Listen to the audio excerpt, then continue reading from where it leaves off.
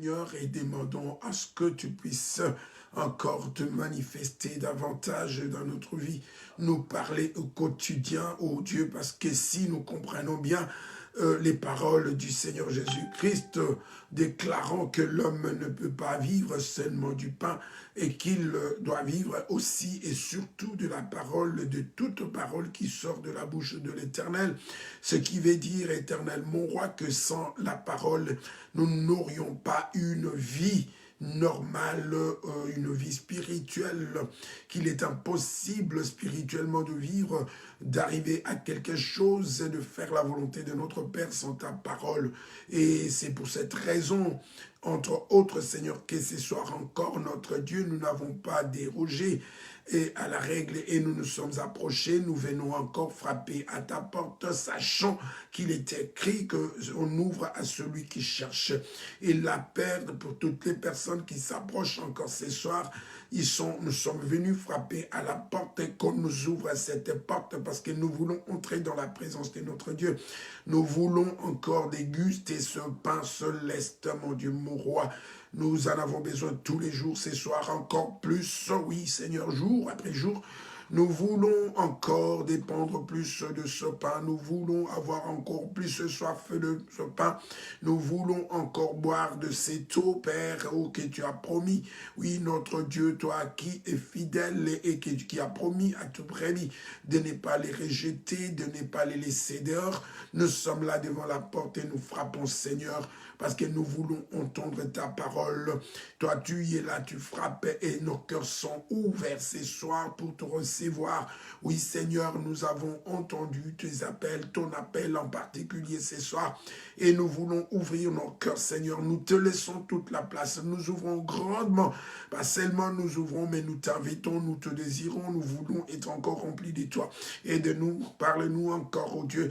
Ta parole, ce qu'elle accomplit en nous. Rien d'autre dans ce monde ne peut le faire. Elle nous donne la vie. Elle nous ouvre les yeux. Elle nous bénit. Elle nous sanctifie. Elle nous libère. Elle accomplit des merveilles, des grandes choses qu'aucun homme, qu'aucune autre parole, qu'aucun discours des grands de ce monde ne peut accomplir dans nos vies. Seigneur, nous avons soif de ta parole. Parle-nous encore, Saint-Esprit, ce soir. Nous voulons vraiment comprendre la parole. Nous voulons apprécier cette parole. Nous voulons passer des bons moments. Et nous voulons nous sortir de là avec une leçon claire pour notre vie, Seigneur. Quelque chose de plus que nous allons comprendre, quelque chose que nous allons vivre dans notre vie grâce à toi, Saint-Esprit, notre Maître, toi qui dois nous conduire dans toute la vérité. Nous avons besoin de cette vérité céleste, celle qui vient de toi, pas celle des hommes, pas celle des églises, pas celle des grands de ces mondes, pas une vérité scientifique. Elle est inutile parce qu'elle est temporaire, mais nous avons besoin de la vérité éternelle, celle qui vient de Dieu. Parle-nous, Seigneur. Toujours que les hommes soient des canaux par lesquels tu passes, des instruments simples, ô Dieu, que le Saint-Esprit seul, le Maître qui a été promis, le consolateur de l'Église, lui seul puisse nous parler et disposer les cœurs d'un côté comme de l'autre, qu'il y ait cette communion, Seigneur, oui, entre frères et sœurs, pour que ce que toi tu as demandé, à savoir nous exhorter les uns les autres, puisse s'accomplir. Oui, Éternel, ô Dieu, nous ne voulons pas être ces disciples yo-yo, mais ces disciples affermis, ces disciples aguerris, ces disciples vraiment disciplinés, remplis d'amour pour leur maître, conscients et surtout prêts pour le combat chaque jour. Merci pour ce que nous allons entendre encore ce soir, pour la disponibilité du Saint-Esprit et surtout merci de nous avoir rendus disponibles. Merci pour ta parole, Seigneur, que tu vas nous envoyer. Que la gloire, l'honneur et la louange te reviennent. Merci de bénir en tout cas tous ceux qui te cherchaient. Tu as dit, si vous me cherchez de tout votre cœur. Oui, Seigneur, nous savons qu'à chaque fois que nous nous approchons de ta parole. C'est toi, de toi que nous nous approchons. Et c'est ainsi que nous te cherchons. Lorsque nous prions, lorsque nous lisons, lorsque nous méditons, lorsque nous nous réunissons, ô Dieu, nous ne cherchons pas les grands de ces mondes, nous cherchons celui qui est l'auteur de la vie, celui qui nous a rachetés, qui nous a tant aimés. Merci ce soir de nous remplir encore, de nous tailler encore, de nous équiper encore, de nous donner encore plus de force et d'augmenter notre foi, parce qu'elle vient de cette parole que nous allons entendre. Que la gloire, l'honneur et la louange te reviennent au nom de Jésus-Christ. Voilà, bénédiction à vous tous, Carlu, bonsoir. Voilà, c'est parti. Voilà, je dois reculer un peu pour ne pas... ce soir, donc, nous allons faire une petite révision rapide. C'est comme ça que nous allons procéder toute cette année. Insister, comme Paul dit, je t'en conjure, prêche, insiste.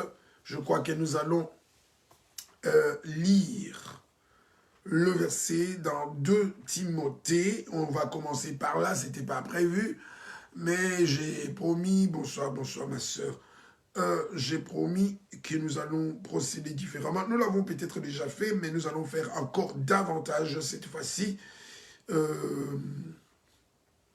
Nous allons le faire encore davantage pour permettre aux enfants de Dieu. Maintenant, ce que nous allons faire, c'est que nous commençons quelque chose, nous y restons jusqu'à être sûrs que cette leçon a été comprise avant de passer à autre chose. S'il faut un mois ou 2 mois sur, d'une manière générale, en changeant évidemment la façon d'expliquer, mais être sûr à 100% que, comme là nous parlons de Paul, j'ai dit que nous allons parler de son enseignement, nous allons parler de son comportement, comme il lui dit à Timothée, et de l'œuvre de Paul, en tout cas des traces que nous pouvons suivre et qu'il a laissées de ce qu'il peut nous apporter. Et donc nous allons vraiment en parler. Et voilà, donc je rappelle, je suis dans 2 Timothée chapitre 4, verset 4.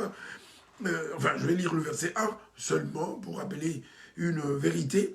Il dit « J'ai t'en conjure devant Dieu et devant Jésus-Christ, qui doit juger les vivants et les morts, et au nom de son apparition et de son royaume.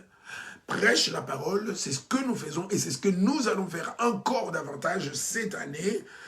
Insiste en toute occasion. Voilà l'insistance. Ne vous lassez pas, ne vous fatiguez pas, ne vous étonnez pas. Cette année, nous allons vraiment insister. Je viendrai des fois avec un verset et je recommencerai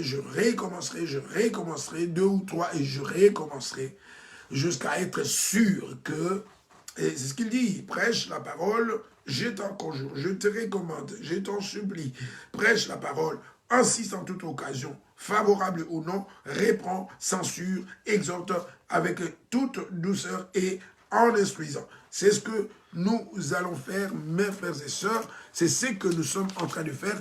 Je vais lire, d'ailleurs, c'est ce que nous sommes en train de faire déjà.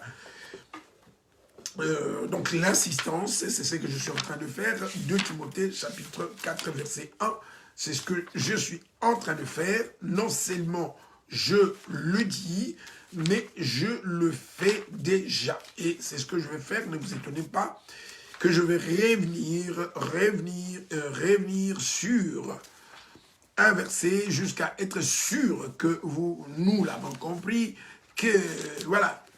Dans l'autre version, et ça aussi c'est ce que je vais faire dans les 2 versions, souvent pour évidemment permettre la bonne compréhension. C'est pourquoi je t'adjure en présence des dieux et de Jésus-Christ, pas en présence des hommes, mais en présence des dieux et de Jésus-Christ, je t'en conjure, j'insiste, je te recommande, dans la perspective de son glorieux, de son retour glorieux pour juger les vivants et les morts, ainsi que de son règne dans la perspective du retour du Seigneur Jésus-Christ. Donc, sachant, envisageant, étant conscient que le Seigneur Jésus va revenir bientôt, donc l'imminence du retour du Seigneur demande que l'on prêche la parole, qu'on soit zélé pour elle, qu'on proclame avec insistance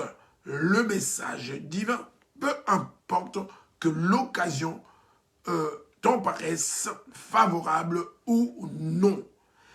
Nous n'allons pas prêcher parce que les gens sont d'accord ou parce que beaucoup écoutent, que les gens écoutent, que les gens n'écoutent pas, que ça intéresse les gens, que ça n'intéresse pas.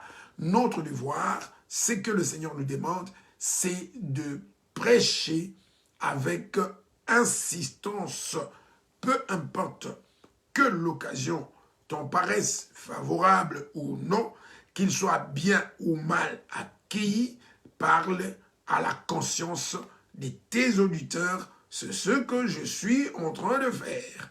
Démontre, convainc, réfute les erreurs, censure le mal, encourage ceux qui font le bien, exhorte et donne à tous l'enseignement dont ils ont besoin. Fais preuve en toutes circonstances d'une patience inlassable. Et moi-même je dis Amen. Et si ceux qui me suivent sont d'accord avec moi, nous disons donc Amen.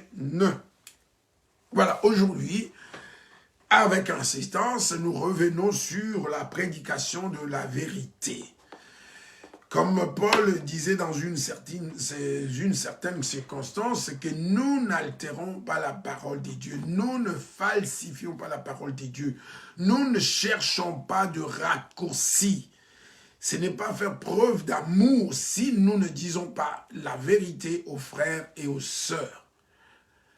Ne pas dire la vérité, n'est pas transmettre la vérité, c'est faire preuve de manque d'amour vis-à-vis de Dieu, qui est l'auteur de la parole, qui a un peuple, qui a des brebis, et qui veut leur transmettre le message parce qu'il les aime, parce qu'il veut les sauver, et ne pas transmettre fidèlement le message de Dieu tel que nous le recevons, c'est désobéir à Dieu et donc faire preuve de manque d'amour vis-à-vis des dieux. D'abord, et vis-à-vis de nos frères. Parce que si nous ne leur disons pas la vérité, si nous ne disons pas la vérité à nos frères et sœurs, nous ne les aimons pas. Et nous pouvons être considérés comme des pharisiens, des scribes et des pharisiens aveugles, conducteurs aveugles d'après Jésus, qui conduisaient les gens et qui leur empêchaient d'entrer dans le royaume parce qu'eux-mêmes ne pouvaient pas y entrer. Voilà ce que nous lisons dans la parole de Dieu. Tout ça, je veux revenir au moins 5 fois sur la prédication de la vérité. Jésus disait un certain jour, s'adressant aux pharisiens et aux scribes, que vous êtes des conducteurs aveugles et que, en ne disant pas la vérité aux enfants de Dieu, vous leur fermez la porte du royaume parce que vous êtes conscients que vous n'allez pas y entrer. Nous ne sommes pas du même genre, nous ne sommes pas des pharisiens, nous ne sommes pas des scribes. Nous savons que nous avons été rachetés et que nous attendons notre maître pour qu'il vienne nous prendre et que la porte du royaume nous est ouverte et donc nous ne pouvons pas la fermer à nos frères et sœurs. Ceux qui ne disent pas la vérité, ils ferment aux frères et sœurs, aux brebis du Seigneur, la porte du ciel. Voilà pourquoi nous devons prêcher la vérité. La fois passée, rapidement, pour répondre rapidement, nous avons parlé le verset. Ah, j'ai beaucoup de versets, mais je ne sais pas de quel verset, sur les scribes et les pharisiens aveugles. Ok, je veux te faire la grâce. Vos demandes, ce sont des obligations par amour. On ne peut pas ne pas vous les donner. Je vais vous donner ce verset sur les conducteurs aveugles. Alors,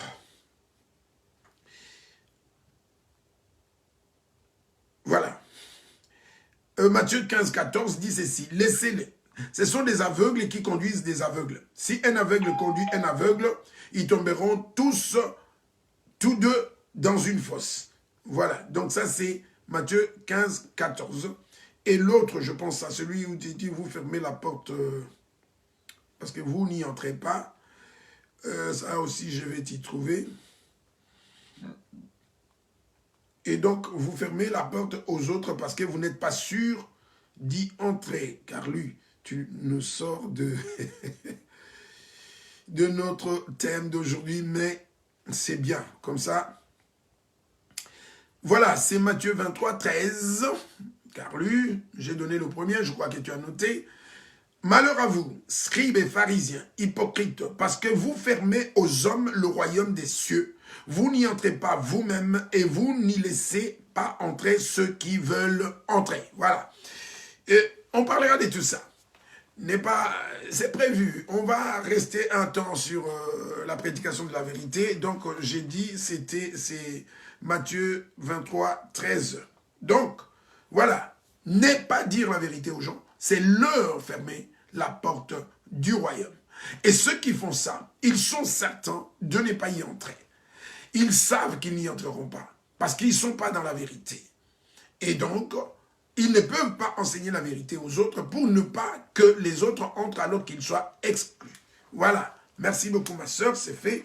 Alors, rapidement, ce que nous avons vu la fois passée, et pendant environ 15 minutes, nous allons ajouter encore 2 éléments aujourd'hui. Alors, pourquoi prêcher malgré l'opposition, malgré, comme Paul le dit, qu'on n'aime pas? Nous avons vu que d'après Jean 17, la vérité dont il est question ici, c'est quelle vérité? La parole des dieux d'après Jean chapitre 17, verset 17. Donc, c'est ça, la vérité selon la Bible.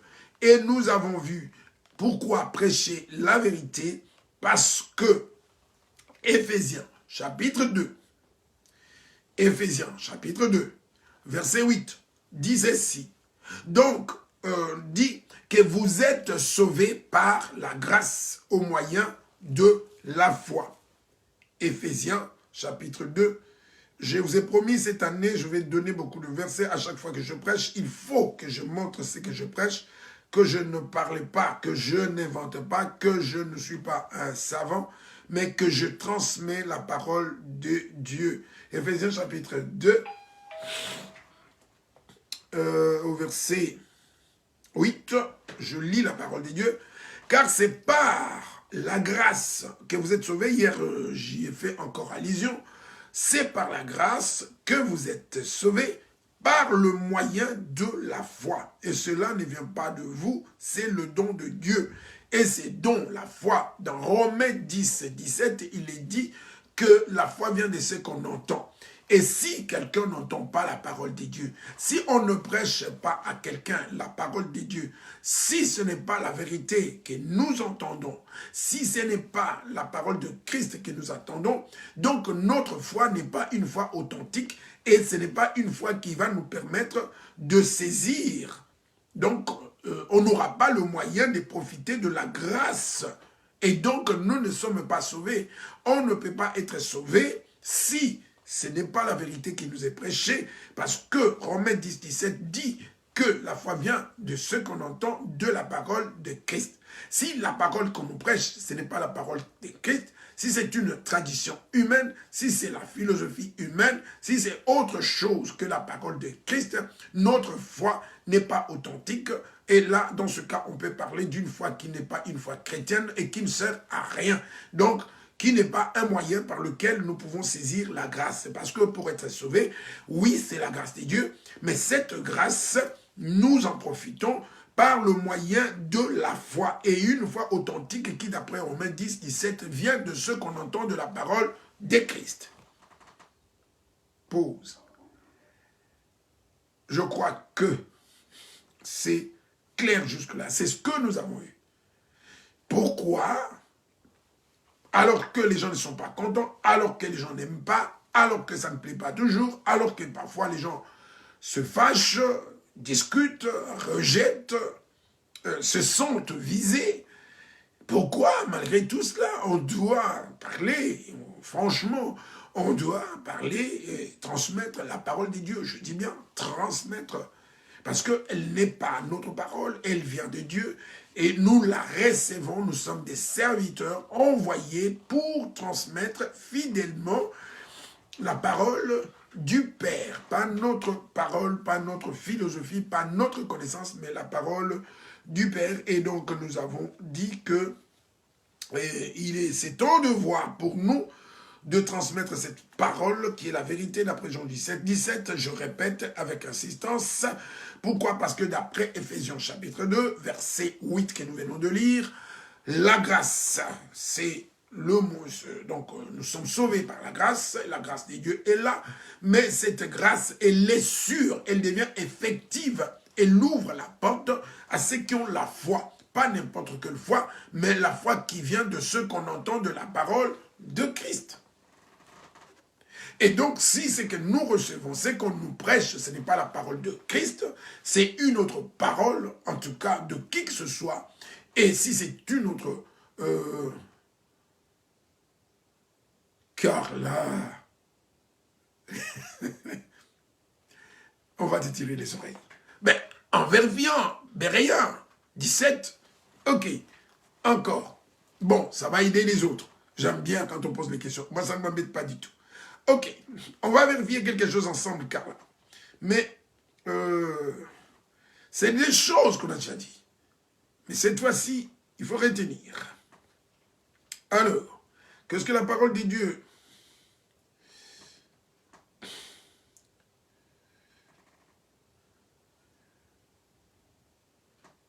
Alors, nous sommes dans Acte 17, note bien. Nous sommes dans Acte 17. Et nous allons lire le verset 11. La Bible dit ceci. Tu liras, si tu veux, tout le chapitre. Ces Juifs, donc les Juifs de Bérée, je vais lire le 10 pour que tu comprennes. Aussitôt les frères firent partir de nuit Paul et Silas pour Bérée, dans une autre ville. Ok. De nuit. Donc, il partit de là, de Thessalonique à Bérée. Lorsqu'ils furent arrivés, ils entrèrent dans la synagogue des Juifs. Ces Juifs-là de Bérée avaient des sentiments plus nobles que ceux des Thessaloniques. Comme aujourd'hui, beaucoup de chrétiens, certains chrétiens, en tout cas pas les plus nombreux, ont des sentiments plus nobles que d'autres, en tout cas qui sont plus nombreux, qui ne lisent, qui ne vérifient pas la parole de Dieu. Qu'est-ce qu'ils faisaient? Ils reçurent la parole avec beaucoup d'empressement et ils examinaient chaque jour les Écritures. Ce n'est pas pour rien que nous avons la Bible. Ils examinaient. Voilà pourquoi j'ai pris la résolution de ne pas parler pendant 5-10 minutes sans citer le verset. C'est pour vous permettre, là je suis en train de parler, donc il y aura des commentaires, mais pas beaucoup, mais beaucoup de références. Comme ça, ça vous permet de vérifier ce qu'on dit, si ça vient de la parole de Dieu, conformément à ce qui est écrit, à l'exemple que nous avons de Béréen. Ils reçurent la parole avec beaucoup d'empressement et ils examinaient chaque jour des Écritures pour voir si ce qu'on leur disait était exact. Dites Amen, Carla. Voilà. Là, c'est clair. Ça répond bien à la question. Voilà. Il faisait quoi? Donc, acte 17, verset 11. Voilà ce que nous avons dans la parole de Dieu. Il n'y a pas de hasard. Voilà. C'est justement là où il y a le problème. Lorsqu'on parle de la part de Dieu, on doit montrer que ce que je dis ne vient pas de moi. Je dis qu'on peut se tromper en faisant des commentaires. Il y a parfois des bouts de phrases que les gens apprécient, mais en fait, qui peuvent être vrais ou pas vrais. Mais quand je parle, quand je sais que j'enseigne la parole de Dieu, je dois absolument avoir des références pour permettre à mes auditeurs, à ceux qui me suivent, de vérifier. Autrement, il n'y a pas de vérification. C'est comme ça que nous avons des problèmes avec les prophéties, parce qu'on ne sait pas les vérifier. Mais néanmoins, puisque la Bible dit examiner toutes choses parlant des prophéties, la pensée que la personne vient de nous transmettre, nous devons vérifier si cette pensée au travers de son message prophétique est pensée, elle est biblique. Et si on ne trouve pas, ou si on trouve quelque chose qui va à l'encontre de la parole de Dieu, et donc ça ne vient pas de Dieu, c'est bon pour la poubelle. En tout cas, pas pour notre esprit et pas pour notre cœur. Donc la fois passée, nous sommes déjà à combien de minutes? Ouh, plus de 20 minutes déjà. Voilà, la fois passée, nous avons vu tout cela. Aujourd'hui, nous allons ajouter Psaume 119. Voilà, avant, je n'ai pas commencé et je donne un verset. Psaume 119. Et nous essayons, nous sommes toujours en train d'apprendre, de chercher à savoir pourquoi il faut absolument la vérité et rien d'autre. La vérité biblique. Je donne la référence et je vais expliquer parce que le but c'est quoi? Nous sommes en train de donner les réponses, les arguments bibliques qui montrent que seule la vérité est bonne et pas les discours philosophiques ni théologiques que la parole de Dieu. Psaume 119, le verset 105, et c'est un élément de plus un élément de réponse de plus que nous allons apporter à la réponse. Pourquoi prêcher la vérité malgré l'opposition? Nous lisons la parole des dieux. Tu peux, si tu peux m'aider, mais le verset, s'il te plaît, ma sœur, Psaume 119, verset 105. C'est peut-être celui-là que nous allons... Nous ne sommes pas pressés, nous continuons encore et encore, autant qu'il faudra, jusqu'à ce que nous ayons épuisé, en tout cas, toutes les réponses possibles, en tout cas, ce que nous sommes capables d'apporter, parce que d'autres peuvent encore en trouver davantage. Psaume 119, le verset 105, nous lisons la parole des dieux. Qu'est-ce qui est dit dans cette parole? Si tu peux nous le mettre, ce serait bien. Tu nous rendrais service pour que les gens, peut-être, qui nous suivent par la suite, qui ne sont pas là en direct, ils peuvent, comme ça, par la suite aussi, avoir les moyens de vérifier. De toute façon, si quelqu'un vient suivre après, il saura parce que on cite toujours les versets. Psaume 119, le verset 105. C'est pour répondre à la question pourquoi.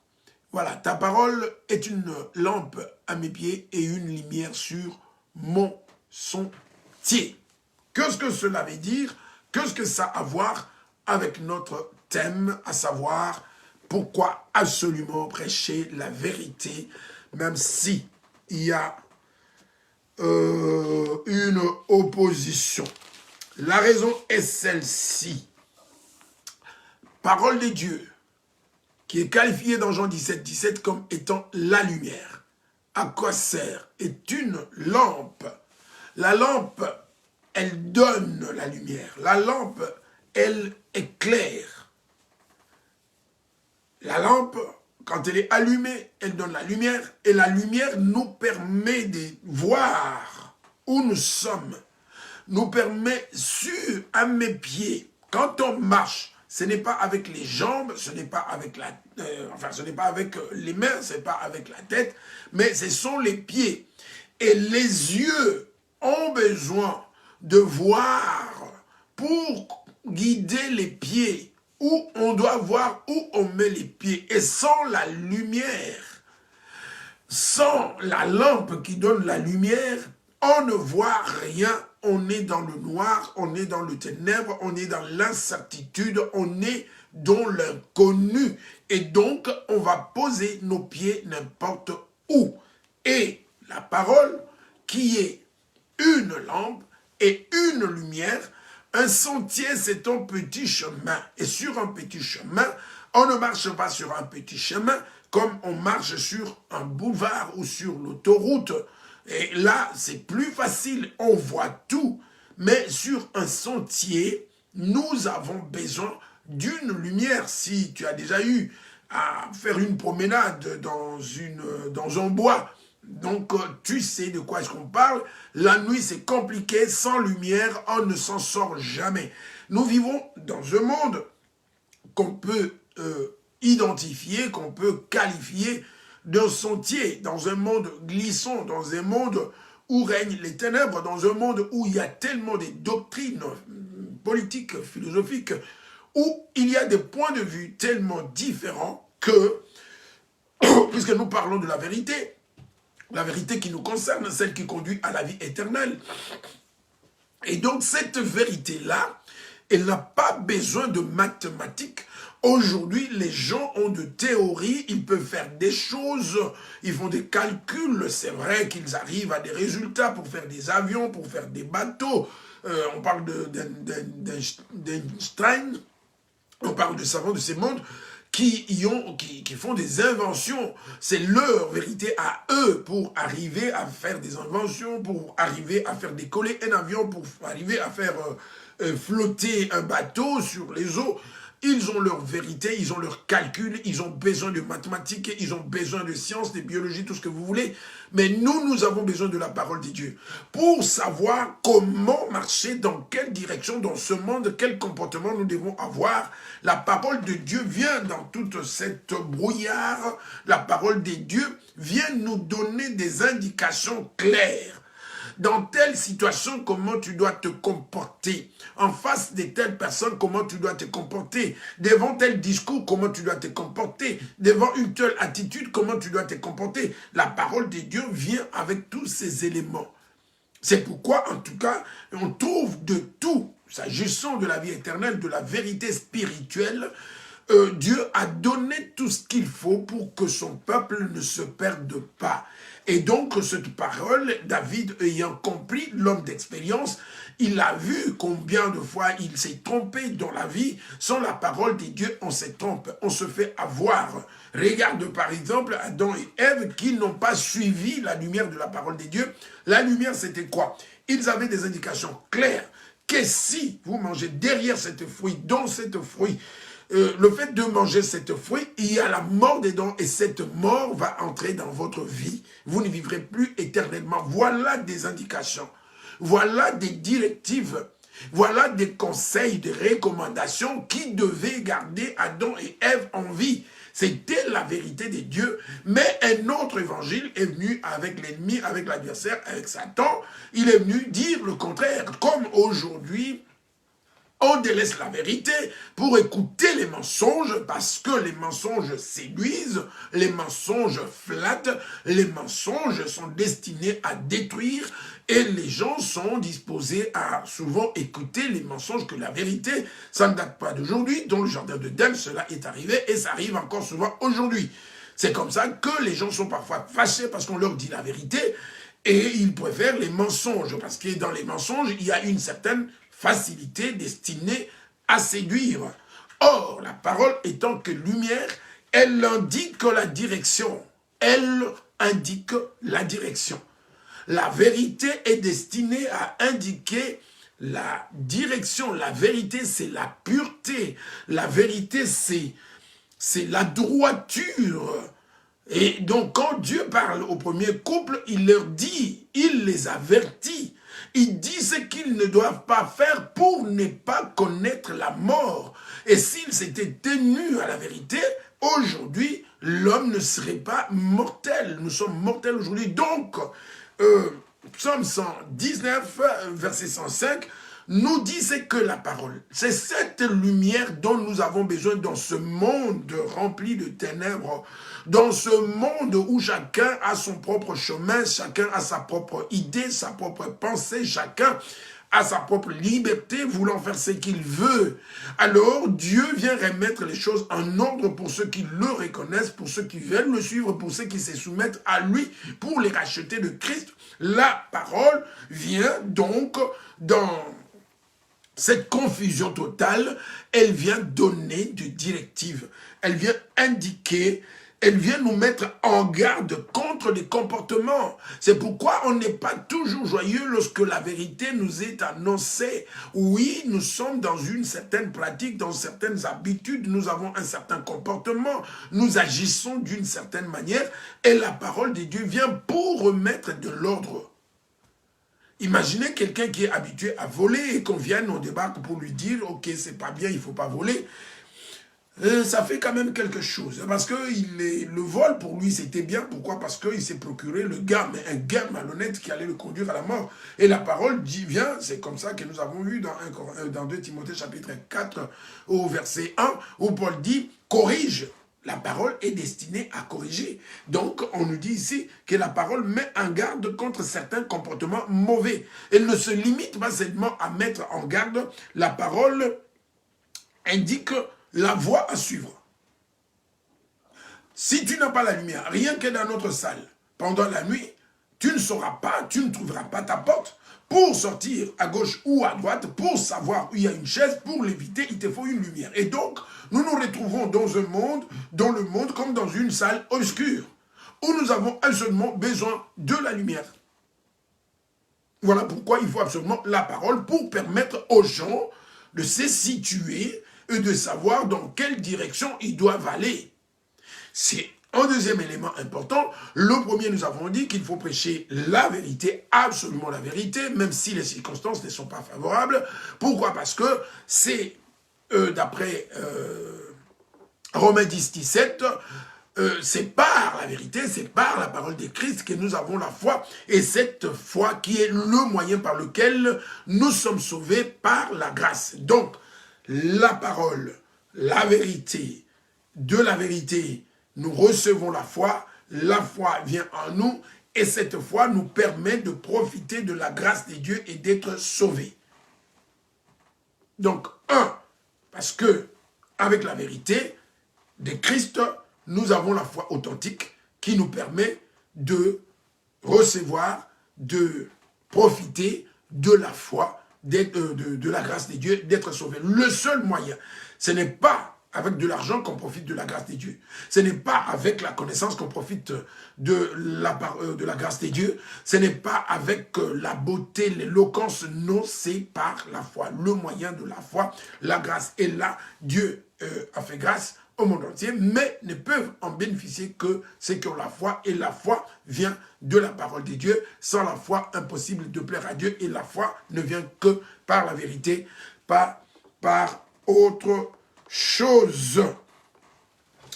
Voilà ce que nous pouvons. Nous avons dépassé les 30 minutes. Donc, je répète, la fois passée, nous avons dit, donc, par la vérité, nous avons la foi qui nous permet donc de profiter de la grâce de Dieu. Et aujourd'hui, nous avons dit, pour donner un exemple qui peut rester longtemps dans notre esprit, nous nous trouvons dans le monde comme dans une forêt, nous nous trouvons dans le monde où nous avons besoin d'une boussole, où nous avons besoin dans un monde, dans un pays étranger, où nous avons besoin d'un GPS.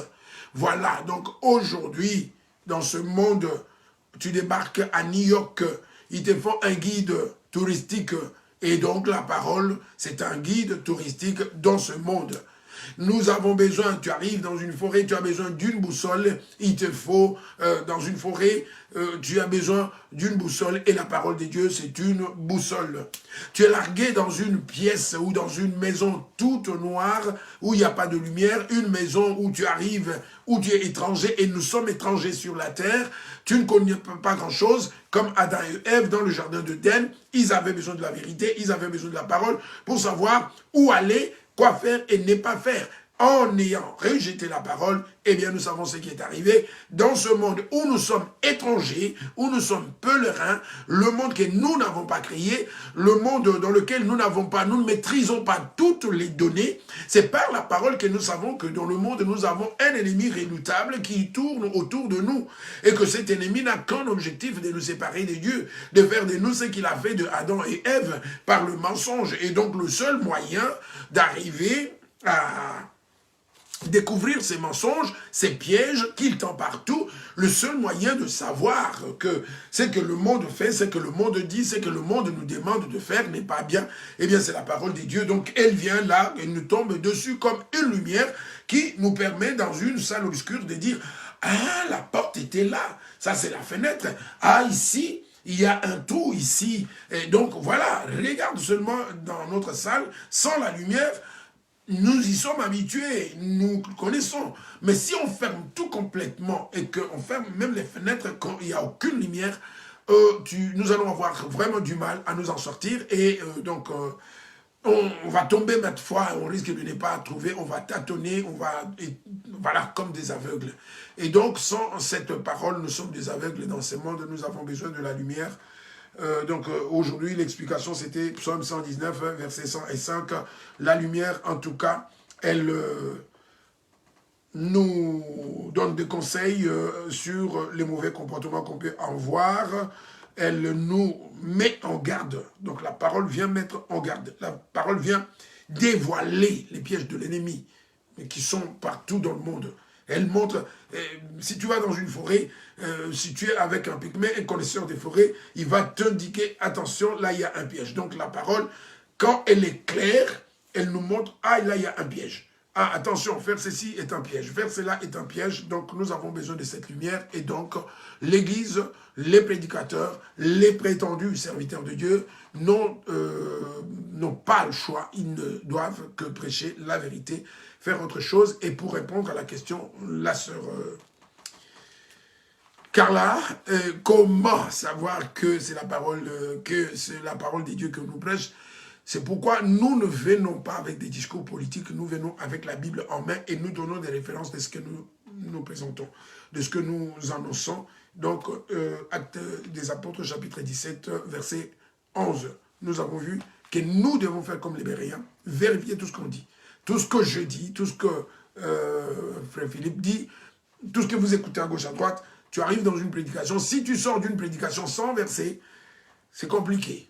Moi, je dis que c'est dangereux, c'est compliqué. Un prédicateur, il vient, il annonce la parole de Dieu, il donne un verset et il dit c'est que où il veut amener le peuple. Voilà, aujourd'hui, je veux vous montrer pourquoi nous devons absolument prêcher la parole et pourquoi vous devez absolument écouter et accepter la vérité. Parce que si vous n'écoutez pas la vérité, donc vous allez vous priver d'une lumière. La lumière qui va vous sortir, vous permettre de sortir d'une salle obscure. La lumière qui va vous permettre de prendre la bonne direction. Cette lumière, cette boussole ou ce GPS, en tout cas, c'est la parole de Dieu. Voilà où je vais nous amener. Et donc, pendant une série de... C'est la deuxième fois, c'était la deuxième partie. Et le jeudi prochain, la troisième partie, avec un autre texte biblique. Et nous allons résumer tout ça à la fin. Que Dieu vous bénisse. Merci pour votre temps et votre attention. Que Dieu vous bénisse. N'oubliez pas, essayez, prenons de bonnes habitudes, essayons de partager. Ne fût-ce qu'avec 2-3 personnes. Donc toi qui as suivi, partage. Pas seulement avec les gens de l'église parce qu'ils vont suivre. Essaye de trouver plus avec les gens de l'extérieur, enfin, qui ne sont pas de l'église. Essaye de partager, hein, donc vous qui êtes là, essayez, s'il vous plaît, de partager. C'est une façon de, voilà, de propager la parole, d'annoncer l'évangile. Si vraiment nous sommes convaincus nous-mêmes que c'est la vérité, eh bien, partageons-la avec les autres. Remercions le Seigneur. Père, voilà, nous sommes à la fin, pas à la fin de notre vie, pas à la fin de notre intimité avec toi, mais à la fin de ce moment de prière, de cette réunion, de ces partages. Oui, c'était ton rendez-vous avec toi. Et comme toujours, Seigneur, tu étais présent à ce rendez-vous. Parce que toi, tu as dit, là où 2 ou 3, c'est vrai que physiquement, nous n'étions pas ensemble, mais nous étions spirituellement ensemble avec les frères et nous avons partagé pas la parole des hommes. Seigneur, nous ne nous sommes pas mis ensemble, nous n'étions pas là connectés pour parler de nous ou pour parler du monde, mais nous avons parlé de la vie, nous avons parlé de Jésus, nous avons parlé de la vérité, ta vérité. Et c'est toi, notre Dieu, qui nous a disposé. C'est toi qui nous a permis d'avoir ce moment parce que c'est toi qui as renouvelé à chaque personne qui a écouté ou qui va écouter, qui va suivre le souffle de vie. Ce que les morts ne peuvent pas faire. Ils ne peuvent plus écouter la parole de Dieu. Ils ne peuvent plus en profiter. Mais nous, les vivants, grâce à toi, à ta bonté, grâce à cette grâce que tu nous as faite et que tu nous as laissé encore en vie, nous pouvons encore écouter la parole et nous pouvons encore changer beaucoup de choses dans notre vie. Merci pour cela. Notre Dieu, continue à bénir tes enfants, continue à fortifier tes enfants, continue à affermir tes enfants et surtout à les attirer vers toi, à les intéresser à la parole, Seigneur. Si l'année passée, si les heures passées, si après le temps passé, le temps écoulé, nous étions indifférents vis-à-vis de la parole, nous ne nous intéressions pas à la parole. Seigneur, nous voulons que, à partir de maintenant, que cette année, les choses aillent différemment, qu'on se comporte différemment, qu'on s'approche de la parole, qu'on médite la parole, qu'on aime la parole et surtout qu'on l'accepte même si elle ne va pas toujours dans le sens que nous souhaitons, comme Paul pouvait dire, que peu importe les circonstances, nous ne voulons pas être des gens qui discutons la parole, nous ne voulons pas être des gens qui mettons en doute la parole, mais nous voulons juste, lorsqu'une fois vérifié que c'est la vérité, nous soumettre à ta vérité, Seigneur, parce que cette vérité, c'est celle qui va nous libérer une raison de plus. Ce n'est que par la vérité que nous pouvons être libérés des traditions, que nous pouvons être libérés des mensonges, que nous pouvons être libérés des coutumes et des philosophies du monde qui ne servent à rien par rapport à la vie éternelle. Merci, Père. Je remets ton troupeau entre tes mains, ton peuple entre tes mains, tes brebis. Tu les connais, tu connais leurs difficultés, leurs soucis, leurs demandes, leurs combats de tous les jours, Seigneur, ce qu'ils font et ce qu'ils ne doivent pas faire. Je prie tout simplement que tu les prennes en charge parce qu'ils n'ont qu'un seul berger, le bon, le meilleur, celui qui les aime tellement et qui donne sa vie pour eux. Merci d'avoir donné ta vie pour nous. Et si tu as donné ta vie, Seigneur, tu nous donneras tout avec que la gloire, l'honneur et la louange te reviennent. Au nom de Jésus-Christ. Amen. Rendez-vous demain 18h et que Dieu vous bénisse abondamment. Bye.